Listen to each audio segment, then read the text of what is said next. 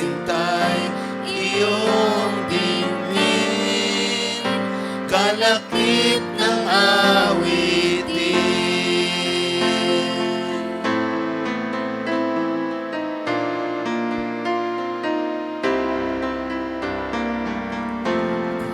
Mayroon lamang akong sanlibong buhay, hindi pagkakait, lahat sa'yo'y ibibigay.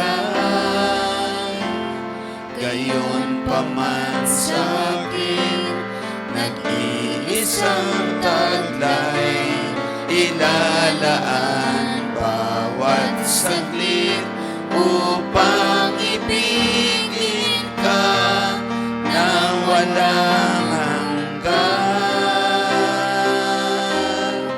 Kaya ng dagat na hindi napapagkan sa pag-alon, puso ko ay sa'yo'y magmamahal sa habang panahon. Natatanging kayamanan ko'y ikaw ay sambahin. Wagas na pagsintay iyong dinggin, kalakip ng awitin.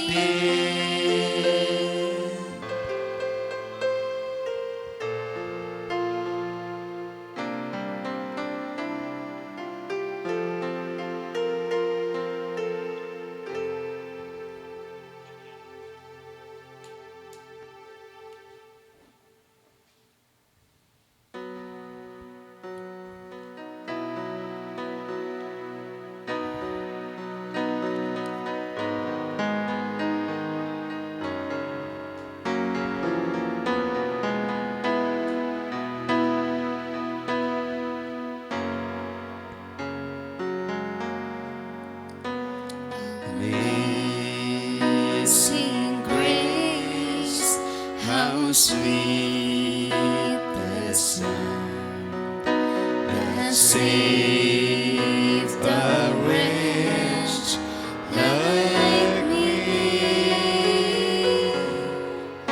I once was lost, but now I'm found. Was blind, but now I see. 'Twas grace that taught my heart to fear, and grace my fears relieved. How precious did that grace appear, the hour I first believed. My chains are gone, I've been set free. My God, my Savior has ransomed me, and like a flood, His mercy reigns, unending love, amazing grace. The Lord has promised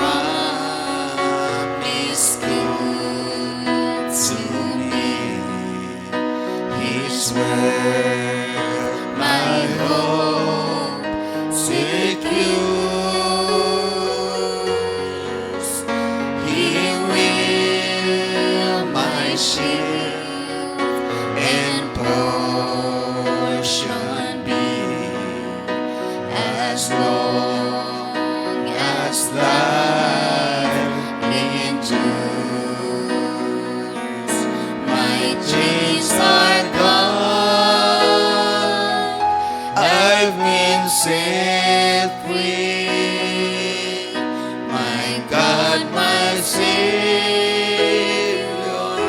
has ransomed me, and like a flood, His mercy reigns, unending love, amazing grace.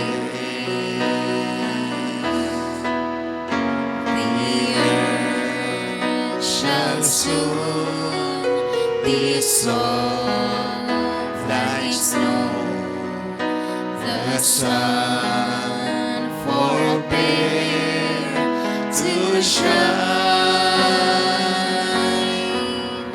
but God who clothed me here below will be forever mine. My chains are gone, I've been set free. My God, my Savior, has ransomed me, and like a flood, His mercy reigns, unending love, amazing grace.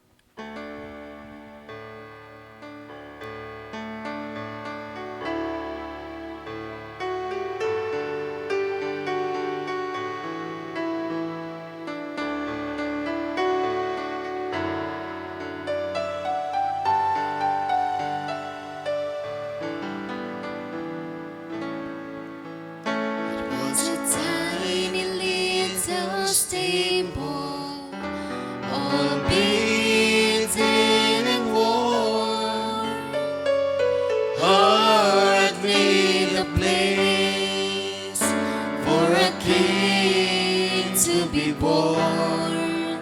He didn't choose some place special to reveal His majesty. And I know if I give Him control, He'll be born in me.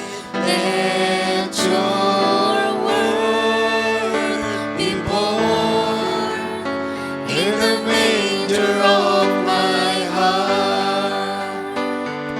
Let it live in me, let it start,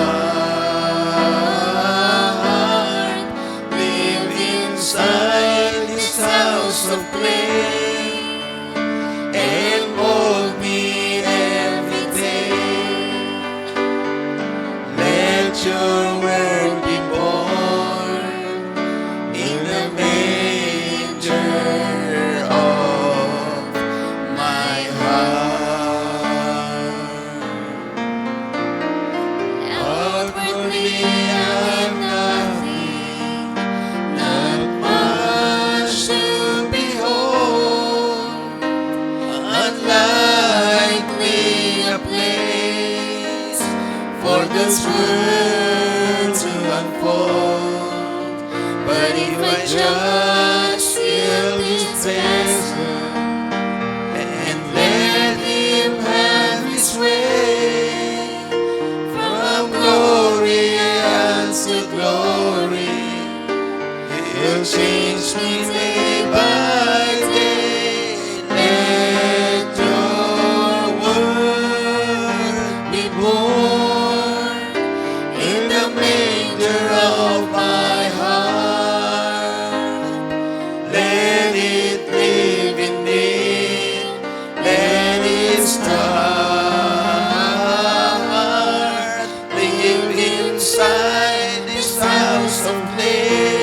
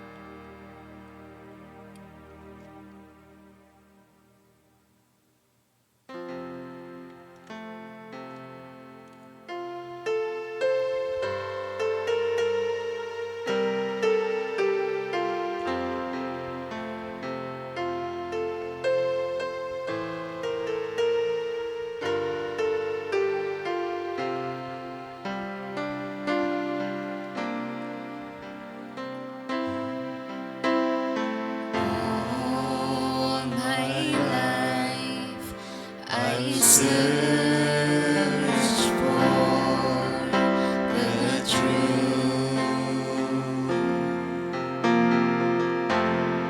I struggle deep inside. I knew this life just wouldn't do.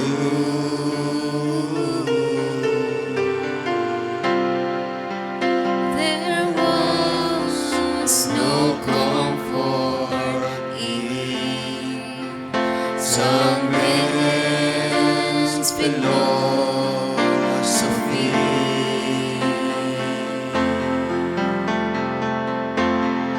I knew there must be more of its word in store for me.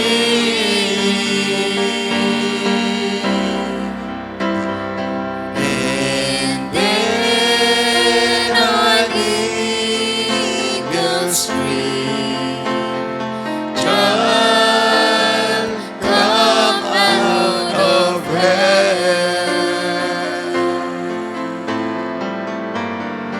I'll take you in my arms and lead you to the world. Come on and spread your wings. I'll teach you how to fly.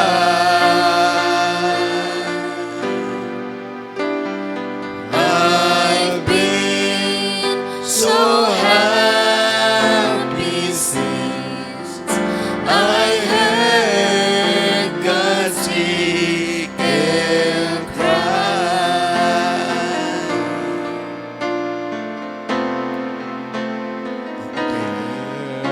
I was in the midst of unbelief.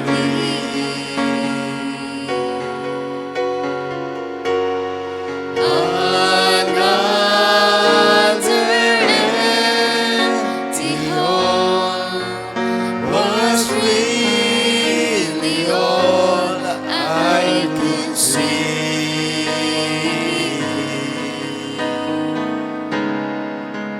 I needed something fresh to feed my hungry soul. I felt so out of place. More of His wondrous grace I had to know. And then an eagle screamed, "Child, come out of hell." Thank you, Lord.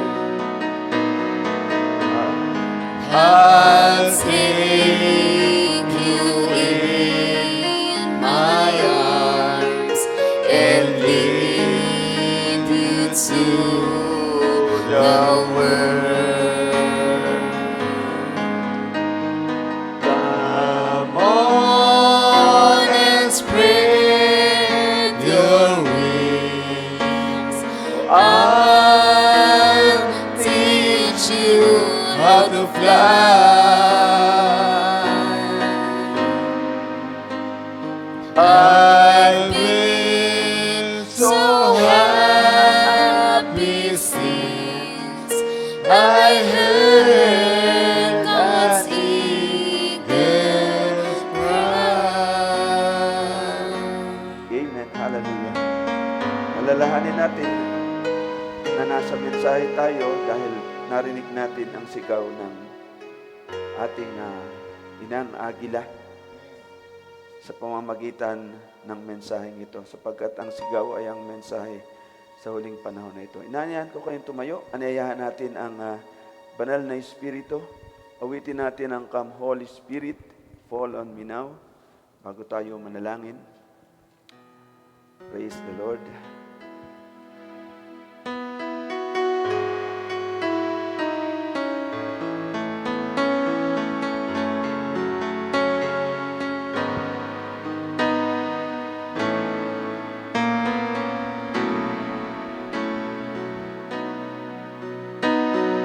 Come, Holy Spirit, fall on me now. I need your anointing. Come in your power. I love you, Holy Spirit. You captivated my soul, and every day I grow to love you more. Come, Holy Spirit, fall on me now. I need your anointing. Come in your power. I love you, Holy Spirit. You captivated my soul, and every day I grow to love you more. I'm reaching for your heart. You hold my life in your hands, drawing me closer to you. I feel your power in you. Nothing compares to this place where I can see face to face. I worship you in spirit and in truth. I worship you in spirit and in truth. Hallelujah. Yes, Lord. Nagkakatipon kami sa gabing ito, sa dakong ito, upang sambahin po kayo sa Espiritu at katotohanan. At naniniwala kami, Panginoon, na kasama namin kayo sapagkat hindi po kayo nakatingin sa bilang, kundi sa bawat puso, Panginoon, na may desire na sambahin kayo, paglingkuran kayo, Panginoon. Higit sa lahat po ay makinig ng iyong mga salita. Saan man nagkakatipon ang 2 o 3 sa aking pangalan, ako'y naroon sa kanilang kalagitnaan. And we believe that, O Lord. Kaya nga, Panginoon, naniniwala rin kami na meron kayong gagawin sa gabing ito, Panginoon, na hindi magagawa ng sino man. Panginoon, ito po ang ihayag ang inyong mga salita, Panginoon. At Lord, kayo na nakakaalam, Panginoon, ng haka ng aming mga puso, ng aming mga pangangailangan, ng aming mga panalangin, pangangailangang espiritual. Panginoon, naniniwala kami, nakakatagpuin niyo po ito sa gabing ito, Lord, upang dalahin kami sa patuloy na kasakdalan, Panginoon. Dalahin kami doon sa patuloy na maturity, Panginoon. Sapagkat may pangako kayong, Lord, positioning or adoption ng inyong mga mananampalataya sa huling panahon na ito, Panginoon, upang magawa niyo pong ma-manifest hindi lang ang inyong buhay, kundi maging ang inyong power, Panginoon, ang inyong kadakilaan, Lord, sa huling panahon na ito, bago ang pagbabago ng katawan ng inyong mga hinirang, Panginoon.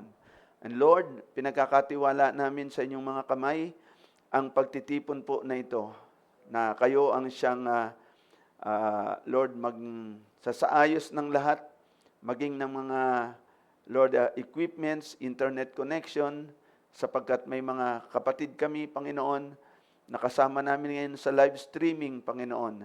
Nawa, O Diyos, ay, Lord, makaabot sa kanilang pandinig at sa kanilang pangunawa ng malinaw, Panginoon, ang mga salita na inyo pong inihanda para sa amin sa gabing ito. Gayon din naman, pagpalain niyo po sila at naway patuloy, Panginoon, na, Lord, paglago sa pananampalataya at sa espiritual ang siyang maghari, Panginoon, at mangyari sa amin. Yan po ang aming dalangin. Hadlangan niyo ang kaaway, Panginoon. Ano man ang kanyang plano, huwag hayaang mahadlangan ang paghahayag ng inyong mga salita sa gabing ito. Sa inyo po ang aming papuri, ang aming pagtitiwala at pagdulog sa pangalan ng aming Panginoong Hesus. Amen. Amen. Praise the Lord. Bukas na po tayo ng ating banal na kasulatan. James, from sa chapter 4, from verse 1. James chapter 4, from verse 1. Ganito po ang sabi. From whence come wars and fightings among you? Come they not hence, even of your lust, that war in your members? Sabi niya, saan nagbubuhat ang mga pagbabaka at saan nagbubuhat ang mga pag-aaway sa inyo? Hindi ba nagbubuhat dito sa inyong mga kalayawan, yun ang salin sa Tagalog ng lust, na bumabaka sa inyong mga sangkap, nakikipag-away o nakikipaglaban, ang ibig sabihin ng bumabaka. Ye lust and have not, ye kill and desire to have, and cannot obtain. Ye fight and war, yet ye have not, because ye ask not. Verse 3, ye ask and receive not, because ye ask amiss, that ye may consume it upon your lust. Ye adulterers and adulteresses, know ye not that the friendship of the world is enmity with God?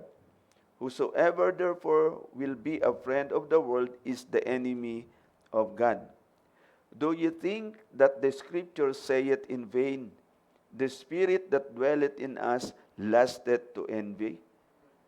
But he giveth more grace. Wherefore he saith, God resisteth the proud, but giveth grace unto the humble. Submit yourselves therefore to God, resist the devil, and he will flee from you. Draw nigh to God, and he will draw nigh to you. Cleanse your hands, ye sinners, and purify your hearts, ye double-minded. Pagpalain po ng Diyos ang pagbasa natin ng kanyang salita. Makakaupo na po kayo. Magandang gabi po sa inyong lahat. Sa pangalan ng Panginoon, binabati ko rin ang ating mga kasama sa live streaming. Naway patuloy na sumaatin ang hindi lang ang kanyang pangunguna, higit sa lahat po ay ang kanyang kapahayagan o paghahayag ng kanyang salita at naway patuloy na nakakatulong sa ating spiritual na kalagayan at ang bawat salita na naririnig po natin sa dakong ito, wag nawang masayang ang bawat salita ng Diyos na patuloy na ipinagkakaloob o inihahayag po sa atin. Naway may kagalakan po ang lahat na makinig at ang Diyos nawa ang siyang kumatagpo sa ating mga pangangailangan at maging higit sa lahat sa atin ding mga panalangin. So, salamat sa Diyos sa kanyang patuloy na desire na ipinagkakaloob po sa bawat isa sa atin. At binabati ko mga kapatiran natin sa Mindoro, ang Diyos po nawa ang patuloy na gumabay sa inyo at patuloy na magpalakas sa inyo maging sa inyong manggagawa po sa dakong iyan ng Mindoro. So at sa iba pa na mga kasama rin natin na patuloy pong sumusubaybay sa atin sa dakong ito. Gayon din sa mga nanonood po ng review. So part 4 po tayo ng ating series na pang Wednesday series natin. Demonology, part 4, Understanding of Lust. Understanding of Lust. So when we say lust, maaring iniisip po kaagad natin ay lust ay ito'y pita ng laman. Pero tandaan natin yung subtitle na yan, Understanding of Lust. Hindi siya understanding of the lust of the flesh. Bagaman at ang pag-uusapan natin ay lust na actually hindi yung lust of the flesh, pero alam natin na yung pita ng laman ay nakakaapekto rin sa ating pamumuhay sa mundong ito. Subalit ang lust na may kinalaman, subalit ang pag-uusapan natin ay hindi yung lust na yun na may kinalaman sa sexual, hindi po yun. Alam natin na ang sexual na pagnanasa ay isa lamang bahagi ng mga pita na umiiral sa tao. Pero alam nyo, saklaw nito ang lahat ng uri ng pagnanasa sa anumang bagay. Yan po yung pag-uusapan natin ng lust na nasa ikatlong dimension na ito hanggang sa ikaapat na dimension. So, binasa natin yung James chapter 4. Actually, si James po rito ay nangungusap ng tungkol sa effects ng lust. At hindi siya nangungusap dito ng tungkol sa lust na kagaya ng sabi ko po sa inyo, may kinalaman sa sexuality. Basahin natin yung verse 1 hanggang verse 2. Well, isa-isahin po natin yan hanggang verse 8. Ang sabi rito, basahin ko po sa Tagalog, saan nagbubuhat ang mga pagbabaka at saan nagbubuhat ang mga pag-aaway sa inyo? Hindi baga nagbubuhat dito sa inyong mga kalayawan, lust, ang sabi doon sa English, na bumabaka sa inyong mga sangkap. Ye lust, sabi niya rito, kayo'y nagnanasa, and have not. Ye kill and desire to have, and cannot obtain. Ye fight and war, yet ye have not, because ye ask not. Sinasabi ni Apostol Santiago dito na ang kadahilanan ng lahat ng mga pagtatalo ay among us or the believers dahil dito sa lust or pagnanasa. So ang lust na tinutukoy ni Apostol Santiago dito ay a strong desire for something that appeals to and satisfies the senses. So itong lust na tinutukoy niya rito ay isang matindi or masidhing pagnanasa or pagnanais sa isang bagay, sabi niya, na nakakaakit at nagbibigay kasiyahan sa mga pandama ng tao. Actually, yung lust yan, sa Greek lexicon ay epitomeo. Sabi dito, desire, covet, lust or lust after, then yung isa feign. Sabi dito, to turn upon a thing, to have a desire for, long for, sabi dito, to desire, to lust after, sabi niya, covet, of those who seek things forbidden. So, kung ating titingnan ito sa, in other words, ay, ibig sabihin niya rito sa salitang lust or matinding pagnanasa or pagnanais, ay ang pagtuon ng puso at isipan ng isang tao sa isang bagay na labis niyang ninanais or hinahangad. O kaya naman ay pag-iimbot o pagnanasa sa mga bagay na ipinagbabawal.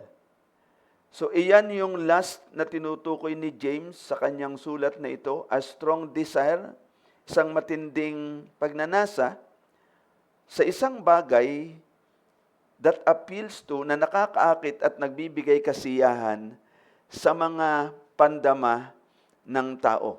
Masidhing pagnanasa na may mga pagkakataon na minsan ng isang tao gagawin niya kung ano yung desire o ninanais niya, gagawin niya ang lahat, tama man o mali, masama man o mabuti, makuha lang niya kung ano yung nasa ng puso niya.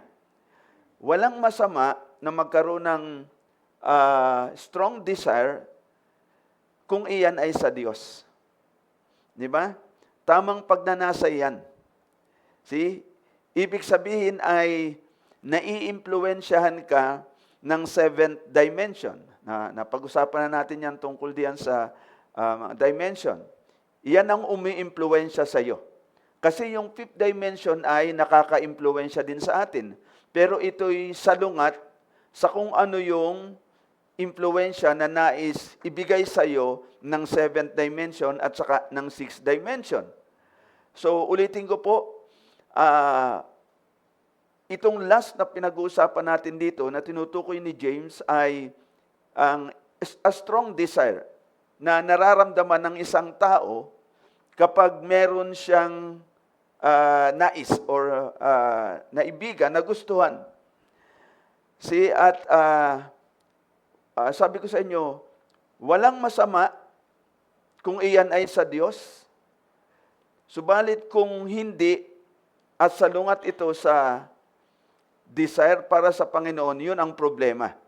Mahalagang maunawaan natin kung paano tayo naaapektuhan ng mga pagnanasa sa mga bagay na nangyayari or nalilikha or umiiral dito sa dimension na kinabubuhayan natin, which is light, matter, and time. So, sa madaling salita, mahalagang maunawaan ng isang tao o ng isang mananampalataya kung paano siya naaapektuhan ng mga dimensyong ating ginagalawan. Walang taong maaring magnasa ng mga bagay na hindi kabilang sa dimension na ito na kinabubuhayan natin. Kung magnanasa ka ng mga bagay na wala dito sa dimension na kinabubuhayan natin ay, mahirap na makuha mo yon. So, si Apostol Santiago dito sa kanyang sulat ay ipinapakita kung gaano kawalang saysay ang paggugol ng mga tao o ng maraming panahon sa pagsisikap na tugunan lang ang pita ng kanilang laman. Kasi may kinalaman doon sa pita ng laman kung bakit ka nagnanasa sa isang bagay. So, sinasabi na mayroon kayong matinding pagnanasa sa mga bagay, ngunit kahit gaano karami ang inyong makuha, hindi pa rin kayo nasisiyahan anuman ang inyong makamit. Wala yung contentment. So, ang ibig sabihin ay, gumagawa ka ng labis at mapilit na mga bagay upang makuha ang gusto mo, ngunit kadalasan ay hindi mo pa rin nakukuha yung kakontentuhan kahit na nakamit mo na kung ano yung nais mo. Yan ang buhay dito. Di ba? So, malibang ikaw ay nasa Panginoon, doon ka lamang magkakaroon ng contentment. Di ba? Okay, now. Iyan ang dahilan kung bakit hindi ko masisi or hindi natin masisi maging ang ating sarili kung bakit nung una, bago tayo dumating sa mensaheng ito, ay maraming mga denominations na napuntahan tayo na hindi tayo nagtagal kasi may hinahanap tayo. Di ba? So, palagay ko, magandang halimbawa yun ng pagnanasa kasi nagnanasa tayo doon sa makakapagbibigay sa atin ng kasiyahan or contentment. So, at hindi natin yun nakita doon sa mga denominations na pinuntahan natin, gaano man sila karami at gaano man kaganda ng kanilang mga churches or church building at gaano man kakumpleto, pero may hinahanap tayo, may pagnanasa ang ating puso na hindi natin masumpungan sa kanila. So, at salamat sa Diyos dahil kinatagpo niya yung desire ng ating puso. Di ba? Yung masidhing pagnanais or pagnanasa ng ating puso. Alam niyo, sa buhay na ito, araw-araw tayong nagsisikap at nagtatrabaho upang makamit ang isang bagay na labis nating ninanais. Pero sa bandang huli, ang nakukuha natin ay yung mga bagay lang na kamukha ng kung ano talaga yung nais natin. O kaya naman ay sabihin natin, katunog ng kung ano lamang yung nais natin. Or tila katulad lang. Di ba? Ngunit hindi pa rin natin natunay na nakakamit ang mismong bagay na siyang dahilan kung bakit tayo'y nag-work, di ba? O kaya naman ay dahilan kung bakit gumagawa tayo ng paraan, maging mahirap man, at hindi pa rin natin makuha yung pagnanasang, yung ninanais natin, at pinagsisikapang maabot. So,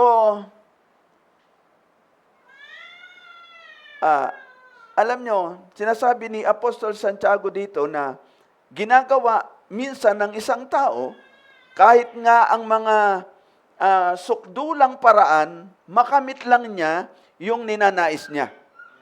So, gayon man, hindi namamalayan ng taong iyon na hindi kailanman lubos na nasisiyahan sapagkat ang pagnanasa ay humuhubog sa isang tao na mas gustong kunin ang kanyang ninanais sa pamamagitan ng pag-agaw o pakikipagkumpetensya kaysa mapagpakumbabang pamamaraan or paghingi. Okay, tingnan natin itong verse 3. Okay. Sabi niya rito, humihingi kayo, ngunit hindi kayo tumatanggap, sapagkat humihingi kayo ng may maling layunin, yun ibig sabihin ng salitang as amis, upang gugulin lamang ito sa inyong mga pagnanasa. So, iyan ang sabi niya, humihingi kayo, ngunit hindi kayo tumatanggap, sapagkat humihingi kayo ng may maling layunin, upang gugulin lamang ito sa inyong mga pagnanasa. Tandaan po natin na ang Diyos nating pinaglilingkuran, siya daw ay nagpapala sa mga matuwid at sa mga hindi matuwid. So in other words, ang Diyos nating pinaglilingkuran ay Diyos na mahabagin sa mga matuwid at sa mga hindi matuwid. At sinabi rin sa atin ng Panginoon na bago pa man tayo humingi sa pamamagitan ng panalangin, alam niya na kung ano yung ating hihingin. So kung alam niya na kung ano yung ating hihingin, alam niya rin kung ano yung layunin natin at bakit natin hinihingi ang bagay na iyon. So at minsan ay, siguro hindi lang minsan, may mga tao na humihingi ng may maling layunin. At yan ang sabi ni Apostol Santiago, kung gayon ang ginagawa mo, ay hindi ka raw tatanggap mula sa Kanya. So, sinasabi ni Apostol Santiago dito sa verse 3 nito na binasa natin, na when you actually do ask, you still cannot obtain satisfaction because you don't ask correctly. Kapag daw ikaw actually ay humihingi, hindi ka raw makakatamo ng satisfaction dahil humihingi ka sa pamamagitan ng maling paraan o mali yung paraan ng hinihingi mo or mali yung hinihingi mo. So, that is because there is so much lust involved that you just cannot be honest. See? Dahil daw ng sobrang pagnanasa na involved, kaya sobra yung desire mo na magkaroon ka nito, so hinihingi mo sa Kanya, at dahil sa kagustuhan mo na ito'y maibigay sa iyo, well, kuminsan ay ginagawa mo ito, pero hindi ka honest, hindi ka matapat. You try to deceive one another because you feel more satisfied when you get something from someone without declaring your true intentions. Yan ang point niya. Okay. Now, sabi dito sa verse 4, Ye adulterers and adulteresses, know ye not that the friendship of the world is enmity with God? Whosoever therefore will be a friend of the world is the enemy of God. So sinasabi niya dito na, okay, actually, itong tinawag niya sila na mga adulterers, ito yung mga tao na nakikipagkaibigan, sabi niya rito, sa sanlibutan. Kaya nga sabi sa atin, if you love the world and the things of the world, the love of God is not in you. So at hindi raw tayo maaaring maglingkod sa dalawang Panginoon. So now, at ang point niya rin dito na nakikita ko ay, sinasabi niya na kapag mas pinahahalagahan ng isang tao ang paghahanap ng kasiyahan at kapanatagan sa mga bagay ng makalupang dimension na ito, nahuhubog sa iyo ang isang likas na pagkatao na taliwas sa banal na kalikasan ng Diyos. Kaya nga, tinawag niya ang mga taong ganito na mga ngalunya. So, hindi layunin ng Diyos na ikaw ay maging isang nilalang na laging naghahangad at nag-iimbot sa mga bagay na kabilang sa dimension na ito. Kaya nga ang sabi sa atin ay, set your affections on high, not on, di ba? Doon sa langit. Mag-ipon daw tayo ng kayamanan doon sa langit at huwag ng kayamanan dito sa lupa. Alam niyo ba na sa pag-attend natin at pakikinig ng salita ng Diyos ay nakakapag-ipon tayo ng kayamanan na mula sa langit dahil ang Diyos ay naghahayag ng kanyang salita, and actually, ang ating kaluluwa ay kumakain ng pagkain ng kaluluwa. So kaya nga, yan yung desire ng Diyos sa atin. Yan yung nais makita ng Diyos sa atin. Yan yung gusto ng Diyos na pagnasaan natin. Di ba? Magkaroon tayo ng masidhing pagnanasa or pagnanais sa kanyang salita. Di ba? So, bilang mga mananampalataya ng salita ng Diyos or ng mensahe na nahayag sa panahon nating ito, hindi tayo dapat palaging naghahangad o nagnanasa ng mga bagay o sa mga bagay ng mundong ito. Actually, we're supposed to rule dapat pinaghaharian natin yung mga pagnanasa na meron tayo sa mundong ito. I mean, dapat ay, tingnan nyo ha, I remember last Sunday, na nabanggit ko sa inyo, sa millennium, maghahari tayo. Si Christ at saka ang kanyang bride. Maghahari tayo. Now, ngayon, ay, sabi nga, ito yung time na kailangang mag-ensayo tayo ng tungkol sa paghahari natin sa millennium. Pero ang kailangan nating mapagharian ay itong lupang ito, itong flesh na ito. Nasundan niyo po ako, ha? Kailangan nating mapagharian ito. Ang mga pita nito, di ba? Ang mga pagnanasa nito, nasundan niyo po ako. Kailangan yon. Pero alam ng Diyos na hindi mo ito magagawa sa pamamagitan lang ng iyong sarili. Di ba? Kaya nga, tingnan nyo ha, bago yung millennium, bumaba siya ngayon upang ihayag ang mensahe, at kapag ito'y tinanggap at sinampalatayanan ng mga hinirang sa panahon na ito, siya ay papasok at mananahan sa kanilang puso upang maghari sa kanila. Nasundan niyo po ako ha? Kailangan muna ngayong mai-restore yung ating king sa flesh na ito, nasundan niyo po ako, upang magawa mong mapagharian itong flesh na ito, di ba?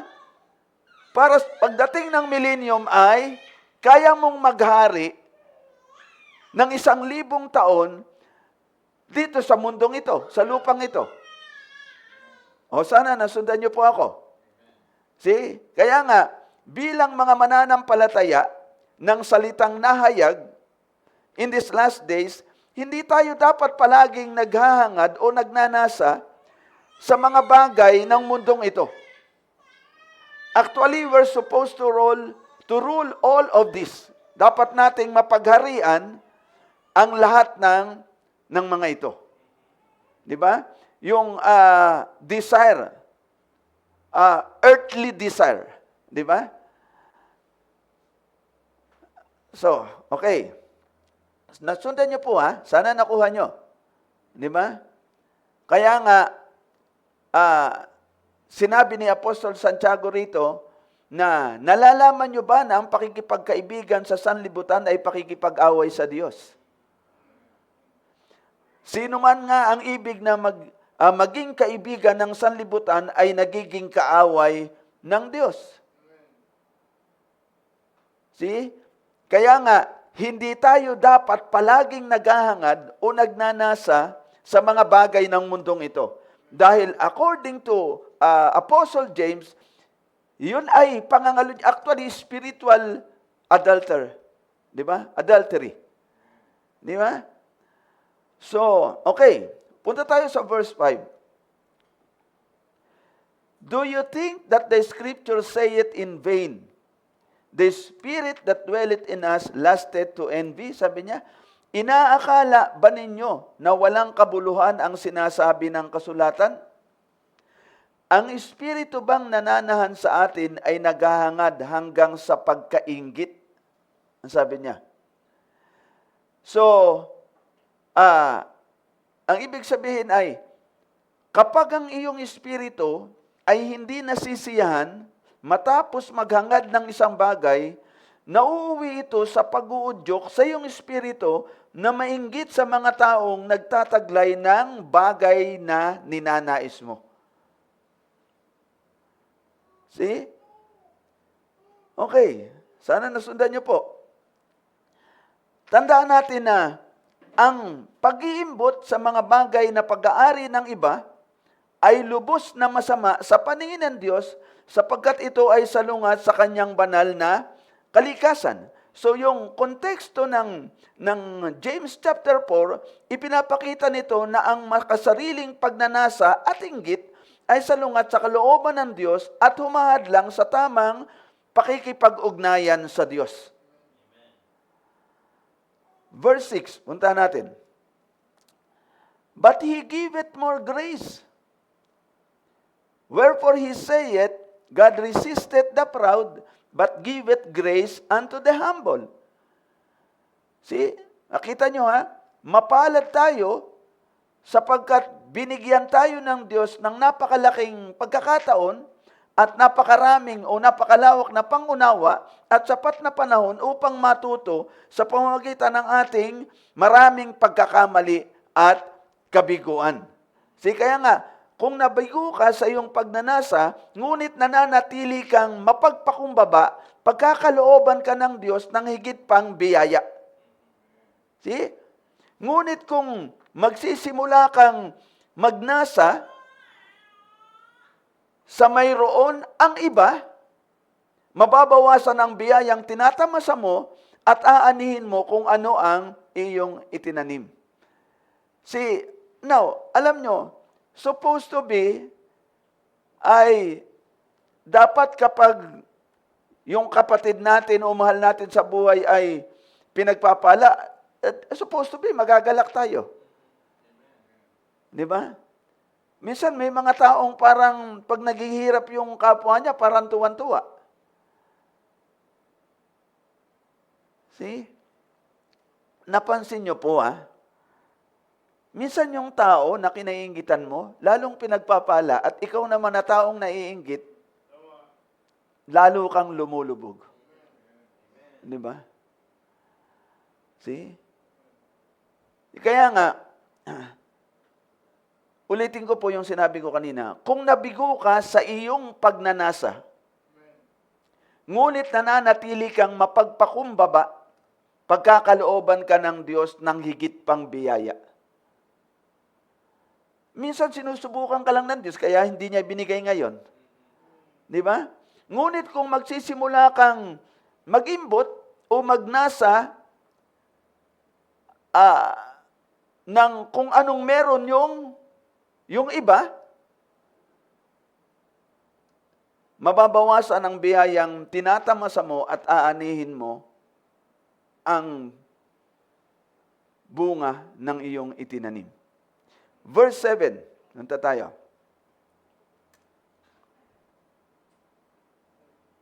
Ang sabi dito, submit yourself therefore to God, resist the devil, and he will flee from you. Magpasakop nga kayo sa Diyos, sabi niya, labanan ninyo ang dyablo at siya ay tatakas sa inyo. Draw nigh to God, verse 8, and He will draw nigh to you. Cleanse your hands, ye sinners, and purify your hearts, ye double-minded. So sabi niya, lumapit daw tayo sa Diyos, at ang Diyos ay lalapit sa atin. See? Draw nigh to God. Draw nigh to the seventh dimension. Be more attracted to the seventh dimension, and the seventh dimension will draw closer to you. Because God is the seventh dimension. See? So, tandaan natin, di ba, yung series natin pagka Sunday, alam nyo, natatandaan nyo kung ano ang layunin ng Diyos, kung bakit ibinigay niya ang mensahe sa uling panahon na ito. Ano ba ang layunin ng Diyos kung bakit binigay ang mensahe? Tandaan nyo po hindi darating ang mensahe dito sa lupa kung hindi bumaba yung mighty angel. At ang mighty angel na yon ay walang iba kundi ang ating Panginoong Hesus, ang sabi ng prophet. So, dahil hindi natin kayang lumapit sa Kanya, malibang lumapit muna siya sa atin. Na hindi tayo ang humanap sa Diyos, ang sabi nga ng prophet, tayo ang hinanap ng Diyos. Dahil hindi natin kayang pumunta doon sa Kanya, siya yung bumaba dito. At dala niya yung pinakatanging paraan para magawa nating makalapit sa Kanya o magkaroon tayo ng connection sa Kanya. Di ba? Walang iba kundi ang mensahe. Say, okay, now, pumunta lang ako dito kasi yung sabi niya dito sa verse 8, sabi niya ay lumapit kayo sa Diyos at lalapit siya sa inyo. See? Okay now. So, at sabi ko nga sa inyo, bumaba siya in these last days, dala ang mensahe, ano ba ang reason kung bakit ibinigay ang mensaheng ito sa atin? Yun. Di ba? Marriage of God and man. Invisible union. Well, actually, hindi lang yung pagbaba ng Panginoon ay bababa siya, di ba? Para mangaral ng kanyang salita, kundi gusto niya talagang makipag-unite. Gusto niyang makipag-isa. Di ba? Kaya nga, siya'y nangako ng tungkol sa revealing ng the Son of Man in these last days. Actually, si Brother Bala, may message niya na sabi ay, the Son of Man, yung first coming, sa church ages ay the Son of God, supposed to be ay, sa millennium ay, Son of David. Pero sabi ng propeta, bago yung Son of David, bumalik ang Son of Man ministry, the Son of Man ministry in these last days.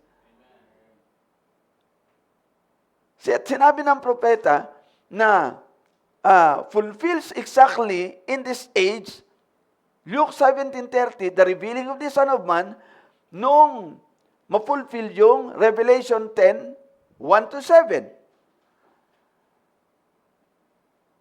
So, ano yung purpose pa ng mensahe kung bakit binigay sa atin si intimate relationship?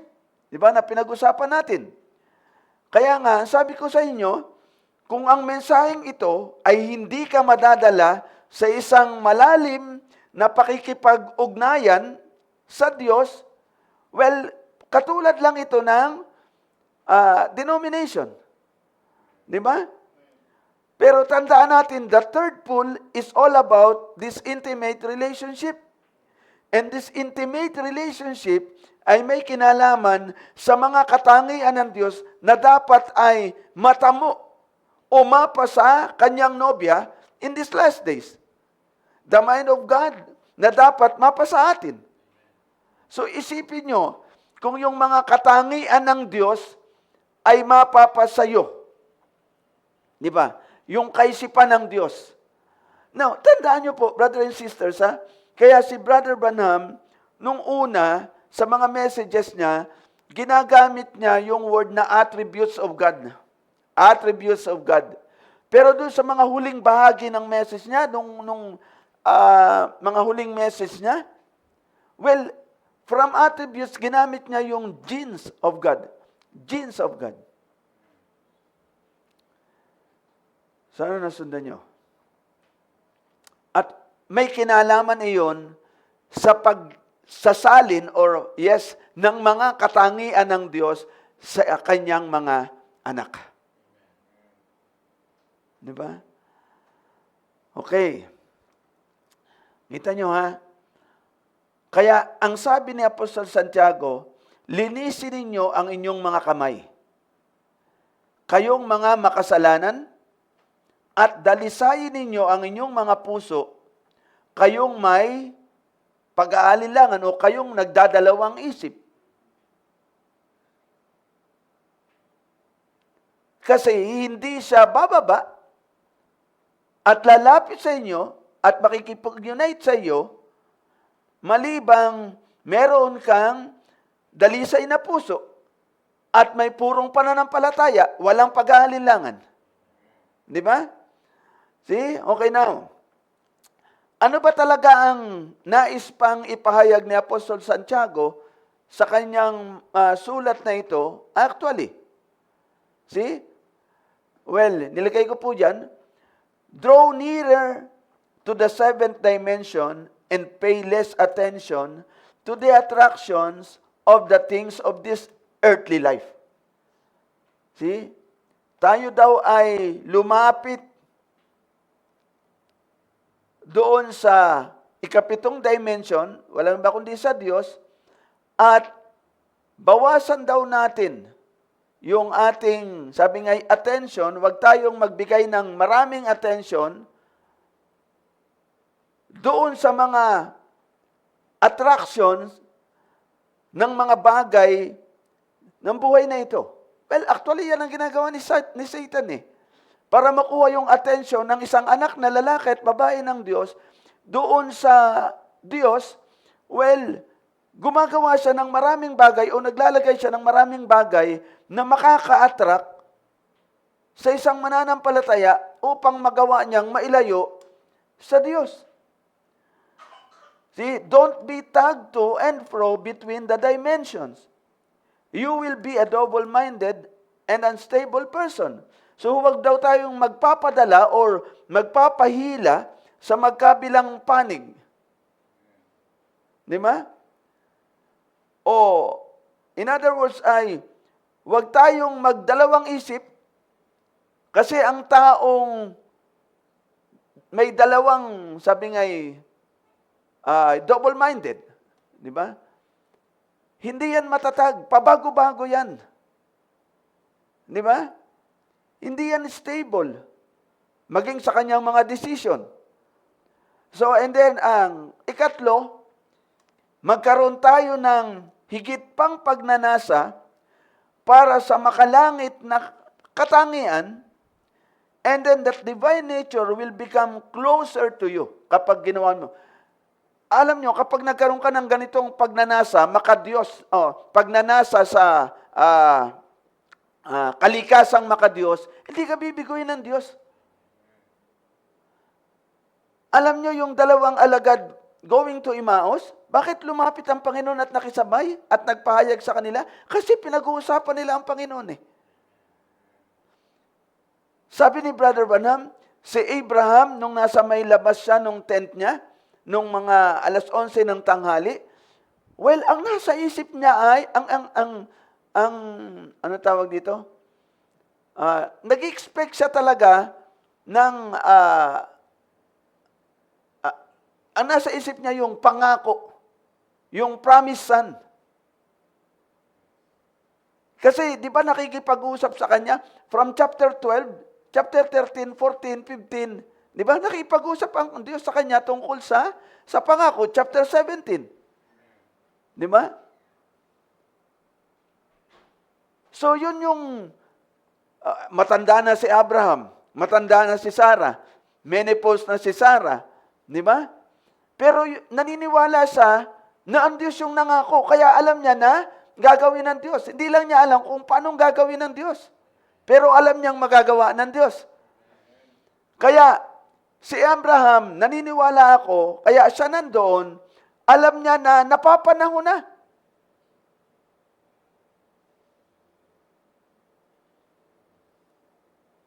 At kita nyo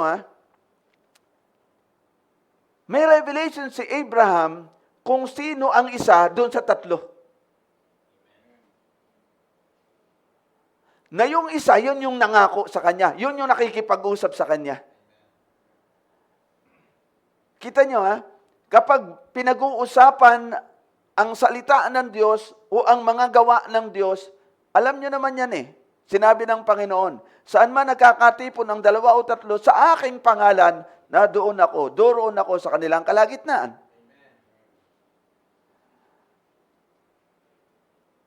See? Kaya nga, yan ang gustong ipaabot sa atin ni Apostol Santiago, ang tayo'y lumapit sa Diyos at may kailangan tayong gawin.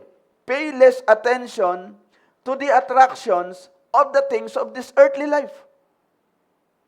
Kasi habang, naaaliw ka sa kagandahan ng mundong ito, ay mahirap sa iyo na makalapit sa Kanya. See?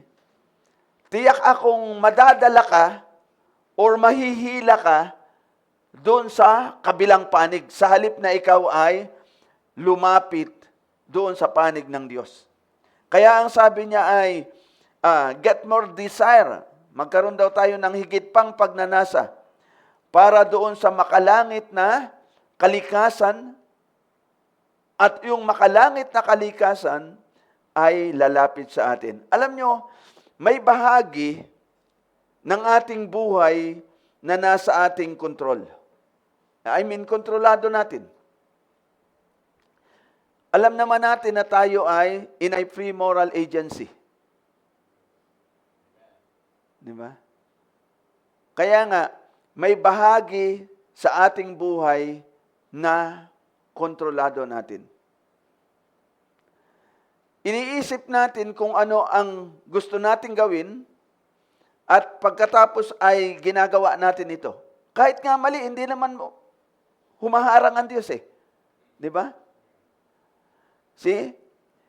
Ngunit, alam nyo, habang isinasagawa natin o ng isang tao ang kanyang nais, hindi natin o hindi natin namamalayang nakakatagpo tayo ng iba't ibang bagay na humihikayat sa atin na sumunod sa mga pita ng laman. Minsan hindi natin alam. Di ba? Na habang isinasagawa natin upang makuha natin yung nais natin, hindi natin namamalayan na may mga pangyayari na siyang nagiging dahilan upang mawala yung atensyon natin doon sa ninanais natin at sumusunod na tayo sa pita ng laman. Dito tayo unti-unting nawawalan ng kontrol. Ang mga bagay na ito na ating nakakasalamuha ay tila nangingibabaw sa ating pangangatuwiran at nagiging dahilan upang ang ating malayang kalooban ay magpasakop sa mga impluensya ng dimension na ito. Kaya minsan nagugulat, ba't ko ba nagawa yun? Hindi naman talaga yun.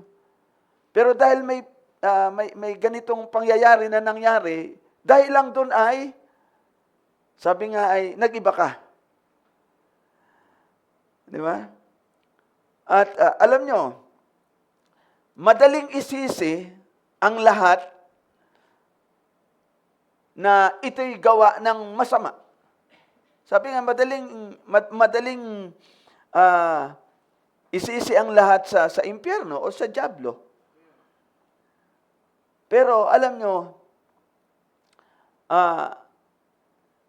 hindi naman tayo naglalakad paglabas natin sa ating bahay o pag-alis natin sa trabaho o pagpunta natin sa paaralan, sa buong araw ay nakakakita tayo ng, di ba, ng demonyo. Hindi naman eh.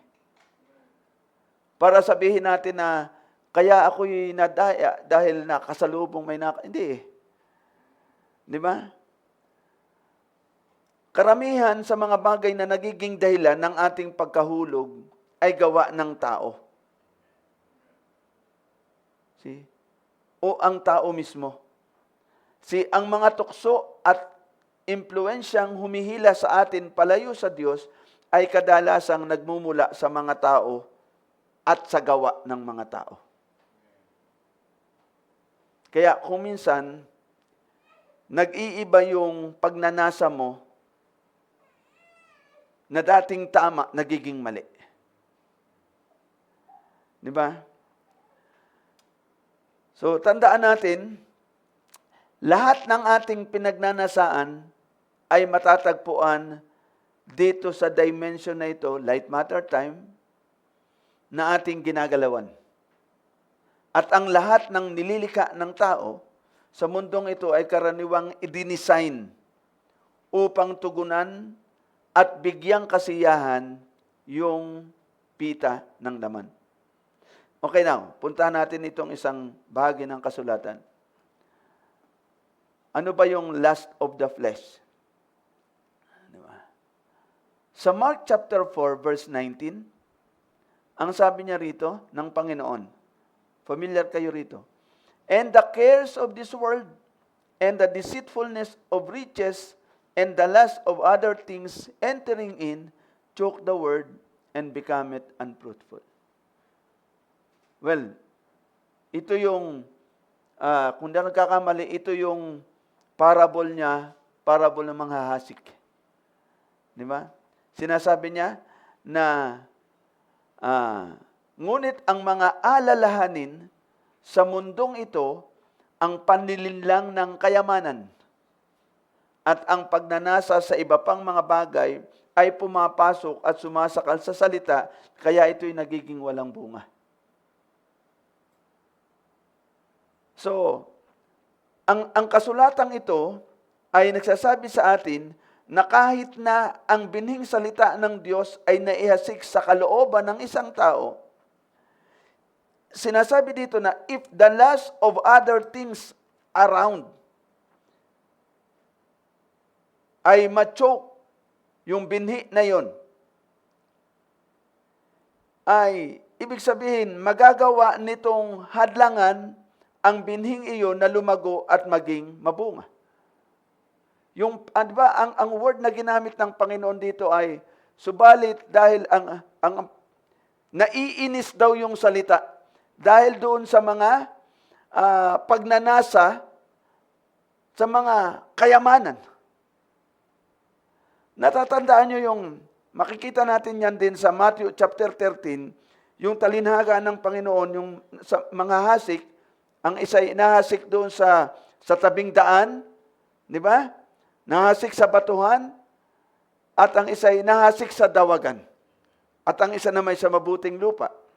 Yung nahasik sa dawagan, tumubo daw yung binhi, pero dahil sa pang-iinis ng mga dawag, tinawag niya yung cares of the world. Di ba? Pagnanasa sa mga makasanlibutang bagay, ay yung salita ay, anong tawag dito? Na natatabunan. Di ba? So, alam nyo, di ba, tayo naman may knowledge tayo sa pagtatanim. Ang iba may experience. Alam mo, di ba, hanga ako dyan sa mga panirang damo. Di ba? Lilinisin mo yung tataniman mo, di ba? Mahirap, hindi ka, lilinisin mo, magtatanim ka, kung ano man yung itinanim mo na gulay. Pag nakailang araw, balikan mo, nandun na uli, may mga damo na uli. So pag nakita mong, kailangan mong talagang alagaan ng paglilinis, lalo na kapag tumubo na yung tinanim mo. Di ba? Tumubo na yung itinanim mo, sabihin mo ganito na kataas. Siyempre nilinis mo. Pag nakailang araw yan, ang bilis lumago nung panirang damo para matakluban siya. Di ba? So kapag natakluban siya, so hindi siya masisikatan ng tamang sikat ng araw, kung ang ulan ay hindi marami o ambon lang, hindi siya madidiligan, mapupuril siya. Di ba? At yan ang sinasabi ng Panginoon dito, na kahit na nahasik yung binhing salita sa kalooban ng isang tao, kung ang cares of the world ang siyang maghahari sa kanya, o sabihin natin yung lust of the things of the world, yun daw yung iinis sa salita, kung kaya siya'y hindi lalago, hindi magiging mabunga, hindi siya lalago upang maging mabunga. Di ba? Kaya, maraming bansot na mga mananampalataya tuloy ang nangyayari. Di ba? Bansot, bakit? Hindi lumalago, hindi nagbubunga. See? Ay, ang nakakalungkot pa minsan, ay parang paurong yung paggalaw. Ano ito? Matured sa church pero hindi matured kay Christ. Magkaiba yon. Matured sa church kasi ang tagal na sumisimba. Pero hindi nagmamatured kay Christ. Sa Panginoon, sa salita. Di ba?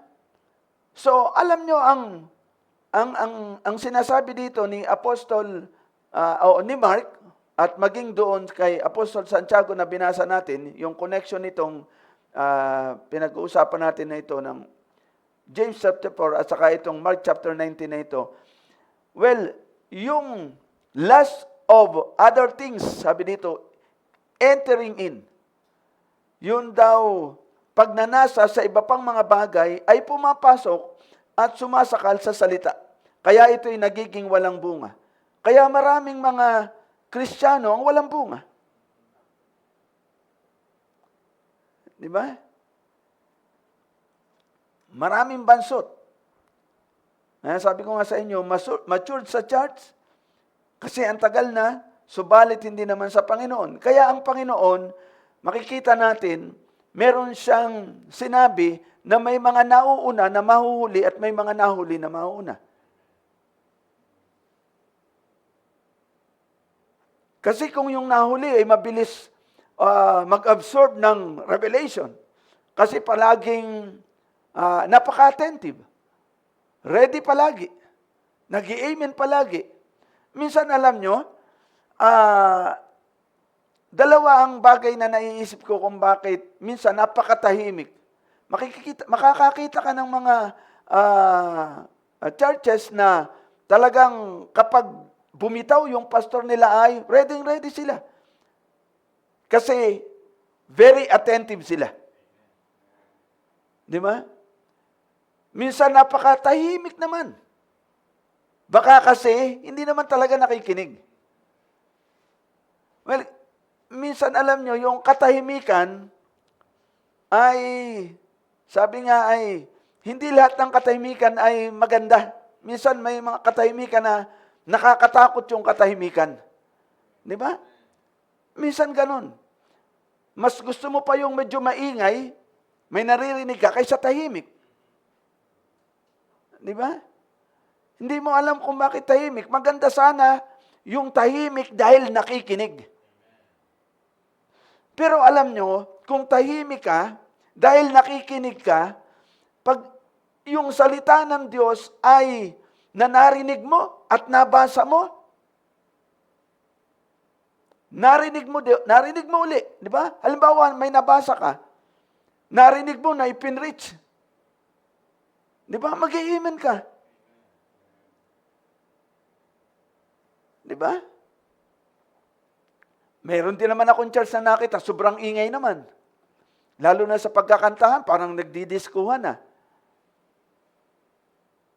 Mahirap din naman yung ganun. Di ba?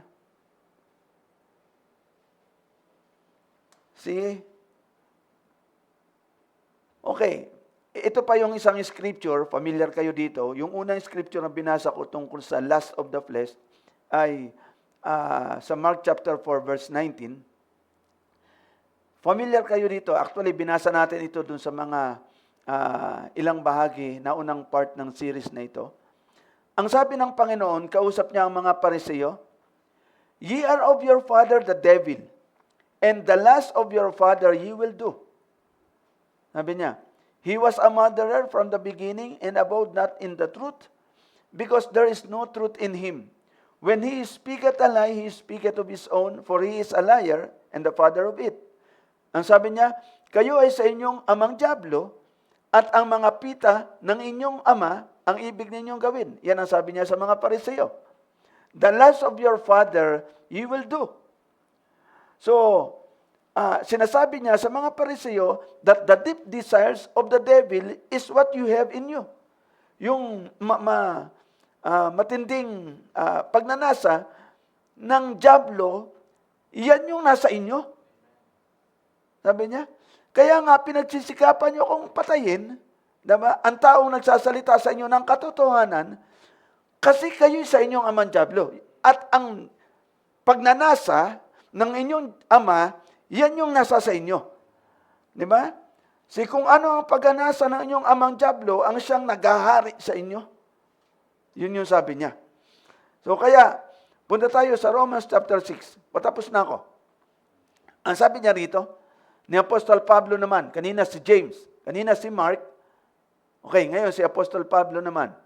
"Let not sin therefore reign in your mortal body, that ye should obey it in the lust thereof." Huwag daw nating hayaang maghari ang kasalanan sa ating katawang may kamatayan upang sundin natin ang mga pita nito. Nakita niyo po ba na sinasabi ni Apostol Pablo that true lust can actually obey sin. See? You can obey unbelief sa pamamagitan daw ng lust. See? Maaari kang sumunod sa kasalanan o mapagharian ng kasalanan dahil dito sa pagnanasa. Kaya nga minsan, sabi ko sa inyo kanina, sa pasimula, well, yung lust na pinag-uusapan natin dito ay strong desire, matindi o masiding pagnanasa para sa isang bagay, pagnanasa na makuha mo dahil nakakaakit sa iyo at magbibigay ng satisfaction sa iyong pandama. na sabi ko rin sa inyo, minsan ginagawa yan ng isang tao dahil sa may matindi siyang pagnanasa, well, tama man o mali, masama man o mabuti, ginagawa niya. Naalala niyo si Jacob? Di ba? Naalala niyo si Jacob? Gayon na lang yung desire niya na makuha yung birthright. Kahit na nga sa maling paraan. Well, isipin niyo yun, ha? Tingnan niyo po, ha? Dahil lang ba gusto niya na sa kanya ibigay nung tatay niya? Yung, siya yung magmana nung, sabihin natin nung, alam natin sa Old Testament, kaya nga, may kasulatan na sinabi na mapalad ang lalaki na, ano ito? Siyang, anong tawag dito? Para bang ang ibig tukuyin din ay mapalad yung panganay na lalaki. Nagbukas ng bahay bata. Thank you, Brad. Mapalad ang isang lalaki na nagbukas ng bahay bata ng kanyang ina. So, at makikita natin yan na yung nagmamana ay, di ba, palaging doon sinasalin sa lalaki, di ba, doon sa panganay na lalaki. At hindi ko alam kung yun ba talaga yung dahilan kung bakit gayon na lang ang pagnanasa ni Jacob na makuha yung birthright. Well, nakita natin na si Esau, hindi yun ang naka-attract kay Esau eh. Kundi ang naka-attract kay Esau, kaya gusto niyang mapasa kanya muli yung birthright, yung blessing na kalakip ng birthright. Yun yung nasa ng puso niya. Pero si Jacob, hindi ako naniniwala na yung blessing.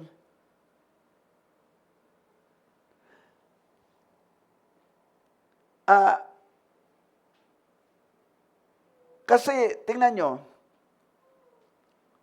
nadun pa man sila sa sinapupunan ng kanilang mother, ay naglalaban na sila para sa pagkapanganay. So, naniniwala ako na gayong kasindi yung desire ni Jacob dahil may Diyos na naglagay ng desire na yon. Kasi nga, dahil kahit nung doon pala sila sa sinapupunan, kaya makikita natin nung mauna si Esau, nakahawak si Jacob sa paa ni Esau. Kita nyo? So, mali man, sa tama mang paraan, dahil desire ng puso niya yon, ginawa niya. And sabi ko nga sa inyo, I believe ang Diyos ang naglagay nung kasi predestinated siya. I love Jacob. Di ba? Hindi ko alam, di ba? Patapos na ako, ha?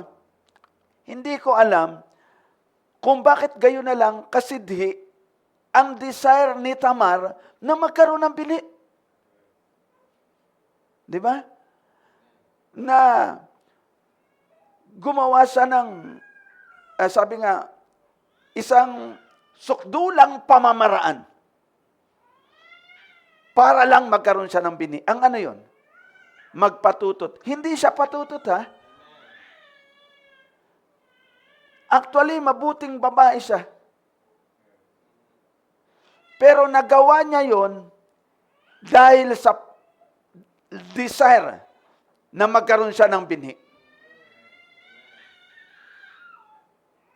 Well, pwede kong sabihin na yung desire na yon, well, ang Diyos din yon na naglagay sa kanya.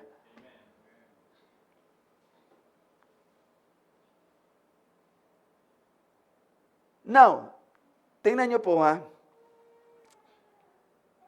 Yung kwento ni Tamar at ni Judah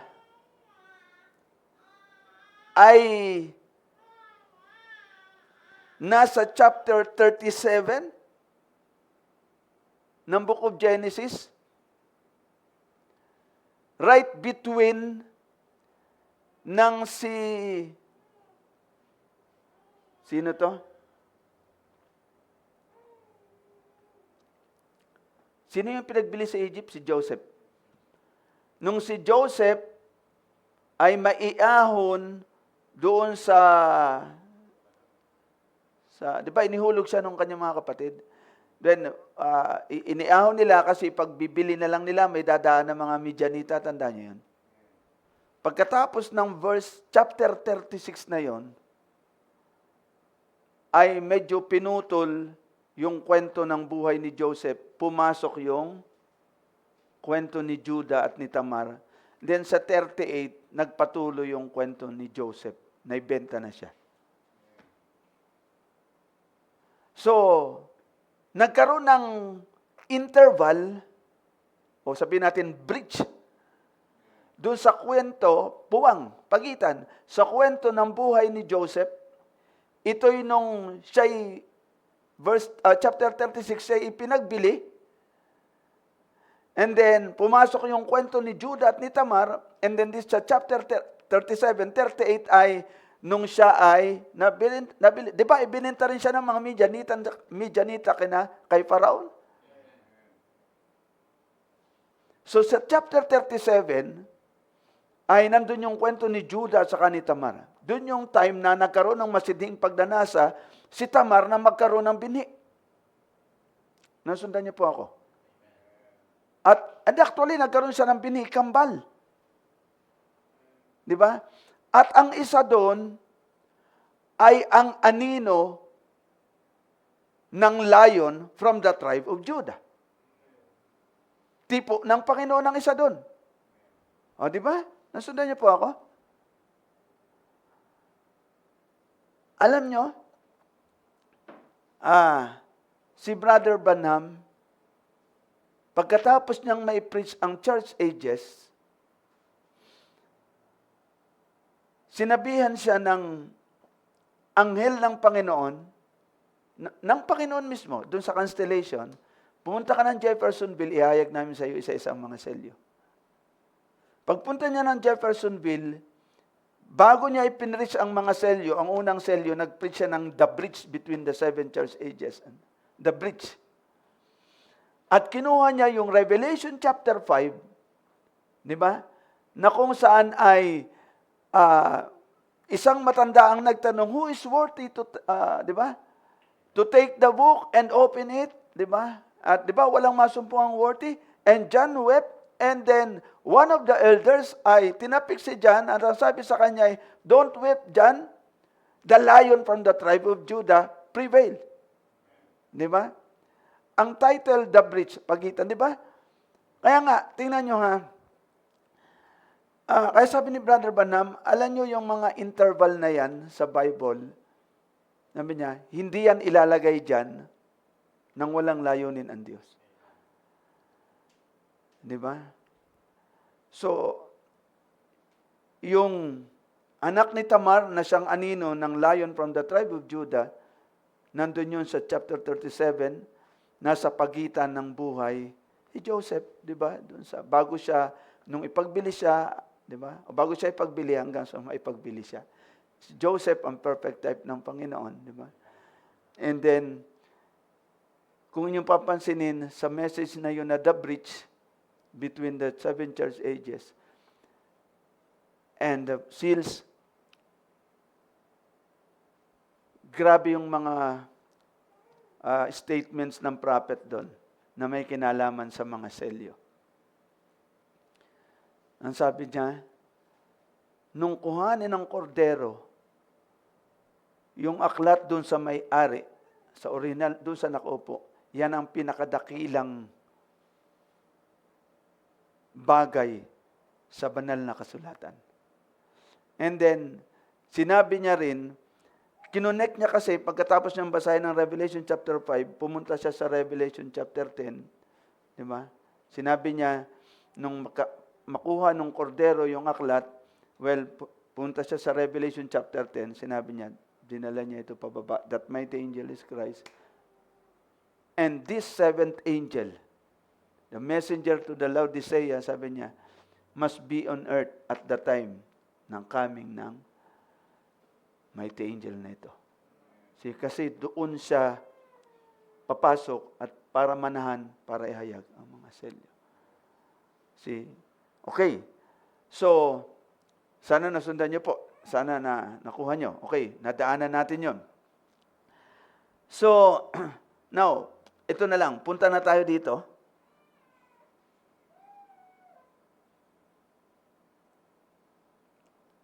Binasa ko na itong, yan, okay. Romans chapter 6 verse 12, di ba? Let not sin therefore, huwag daw nating hayaang maghari ang kasalanan sa ating katawang may kamatayan. In other words, ay pwede natin palang, pwede talaga natin na pagharian ng kasalanan. I mean, ibig ko sabihin, suppress ba yun? Ang kasalanan.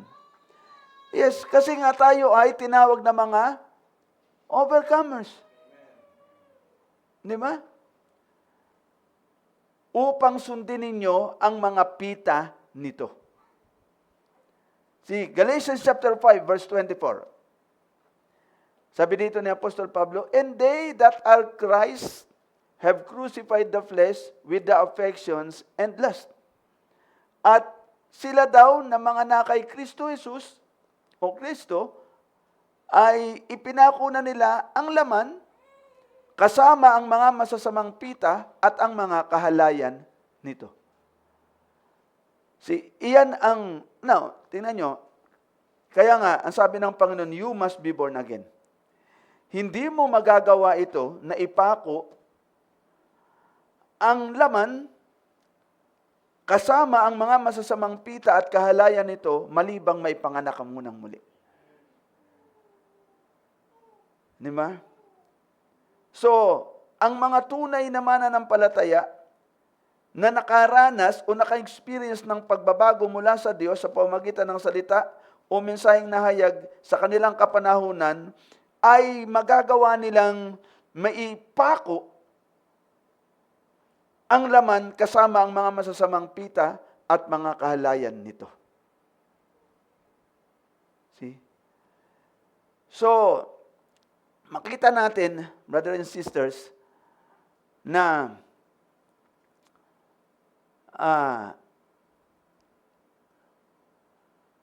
may binabalikan lang po ako.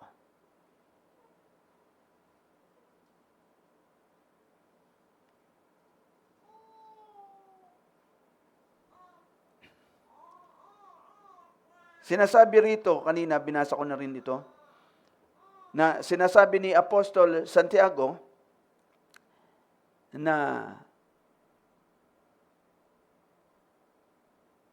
yun daw pakikipagkaibigan sa sanlibutan ay pakikipag-away sa Diyos.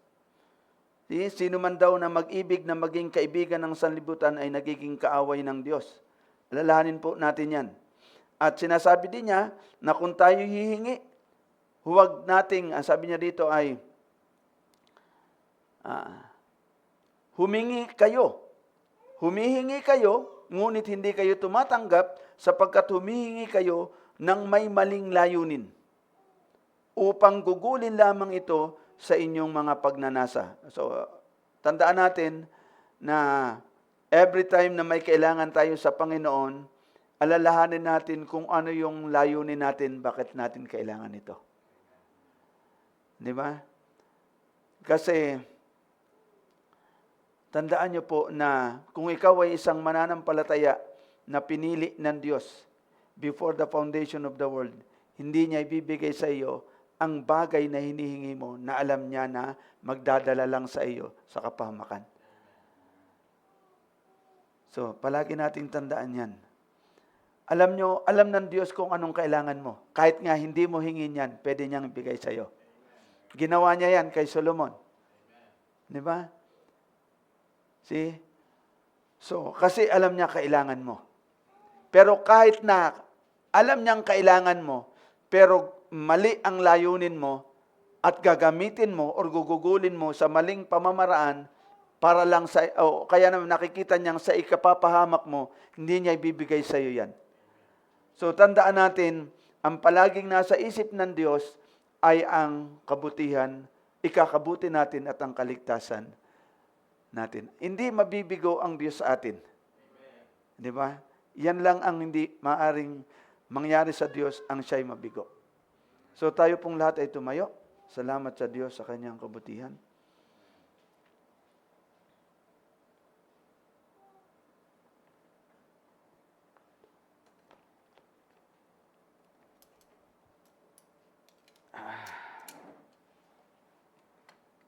Manalangin tayo.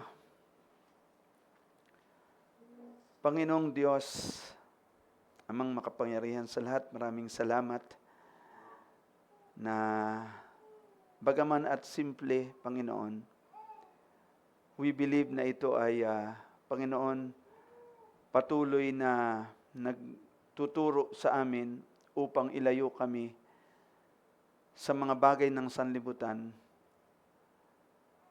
maging magnasa sa mga bagay ng sanlibutan, kundi magkaroon ng strong desire, Panginoon, para sa divine nature.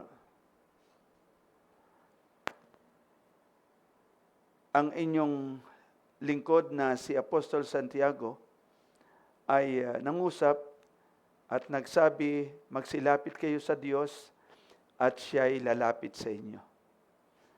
Panginoon, sa huling panahon na ito, yaong mahayag sa amin ang mensaheng ito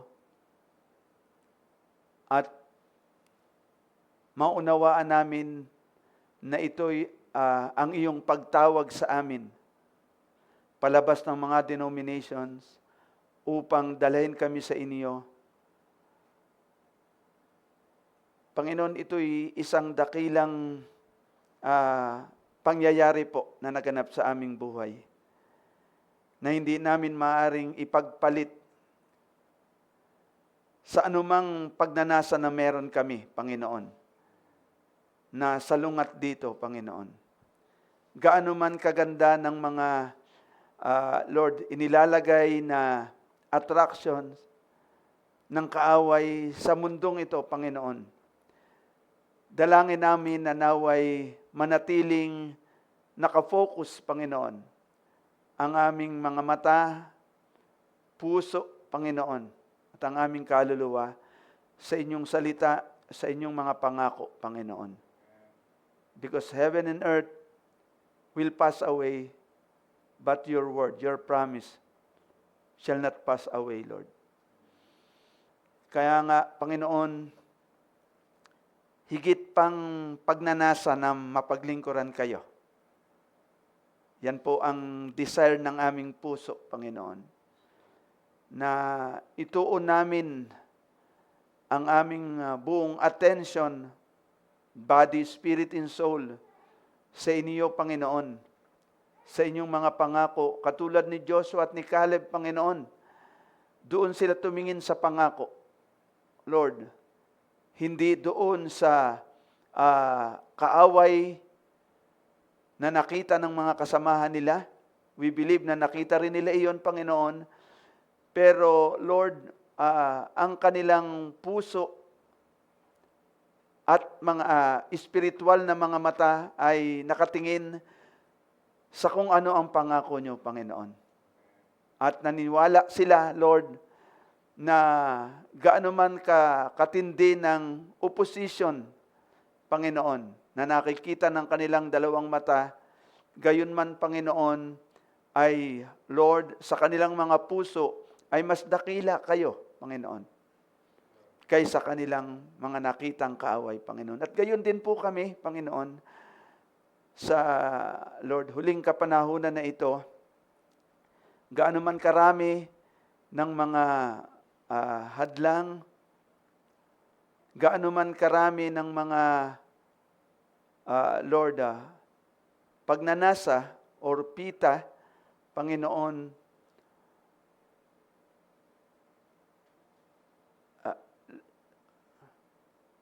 upang magnasa ng mga, sa mga makamundong bagay na ito, Panginoon, Lord, tulungan nyo kami na ma-overcome namin iyon, Panginoon. Upang magawa naming nasain at magkaroon ng affection sa mga kalangit na bagay, Panginoon. Magtipon, Panginoon, ng mga kayamanang makalangit. Yan, Panginoon, ang patuloy na panalangin namin sa inyo sa gabing ito. Lord, alam nyo ang pangangailangan namin dito, Panginoon. At minsan ay nagnanasa kami, Panginoon, ng nagiging dahilan, nagnanasa kami ng mga bagay dito sa lupa na minsan ay nagiging dahilan upang makalimot kami na may isang Diyos na may pangako sa amin ng higit pa sa maaari naming makamtan sa mundong ito. At kami po'y patawarin nyo, Panginoon. At tulungan nyong makapag-focus at concentrate kami, Panginoon, sa mga bagay na makalangit, Panginoon, sa pamamagitan ng aming patuloy na pakikinig at, Lord, pagbabasa ng inyong mga salita at ng inyong mensahe, sapagkat tinawag nyo kami palabas sa mundong ito, Panginoon, sa mga denominations, sa mga pagnanasa ng mundong ito, Panginoon, upang magawa naming, Lord, magkaroon ng desire at pagmamahal, pag-ibig sa inyo, Panginoon. Maraming salamat po. Patuloy na gabay at pag-iingat nyo ang aming dalangin. Patuloy na katagpuin nyo ang pangangailangang spiritual po namin sa dakong ito.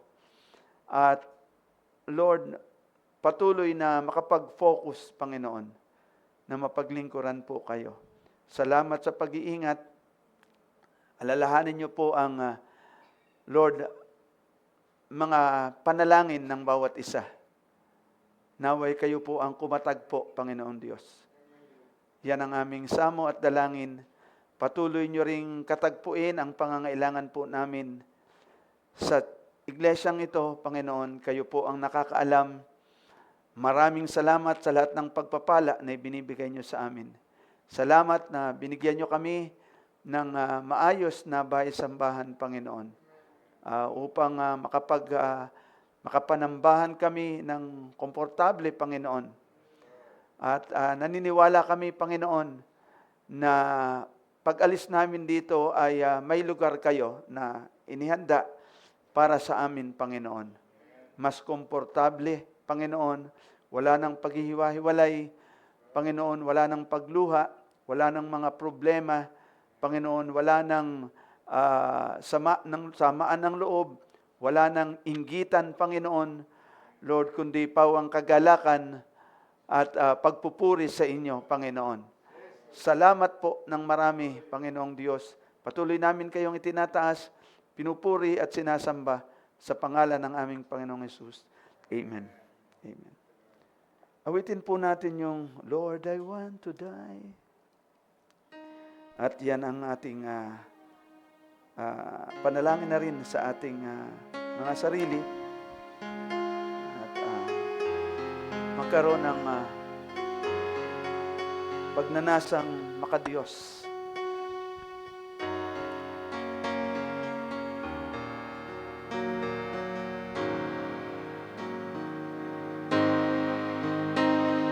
Searching my life deep on the inside, desiring a closer walk with Jesus Christ, praying on my knees, pouring out my heart, uttering these words to Him. Lord, I want to die.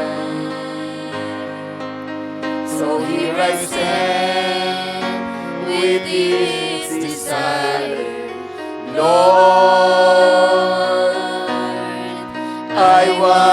die.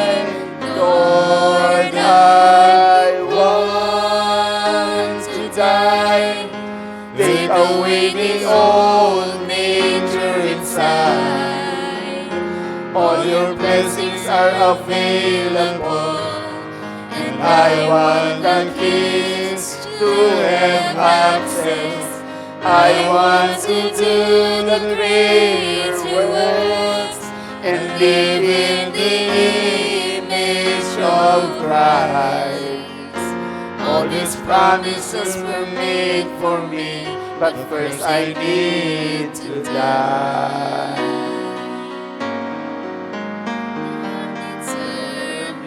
To fight with all my strength and might, and persevere in the ways you've shown me is right. You said it's a narrow way that leads to eternal life. So through prayer and supplication, Lord, I know the victory is all mine.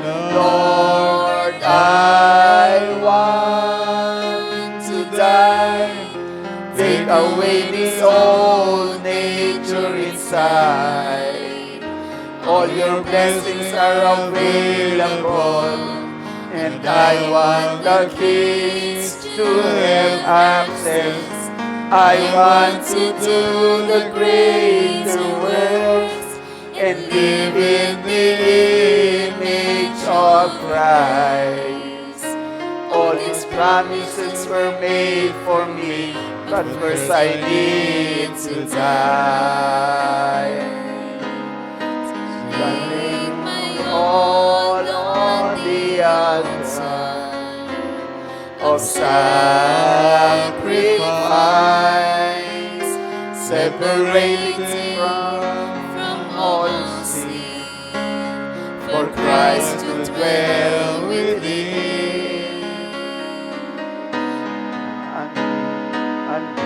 Dedicating my life, Tearing down the veil of self-will, Lord, I know it's there. I have the access to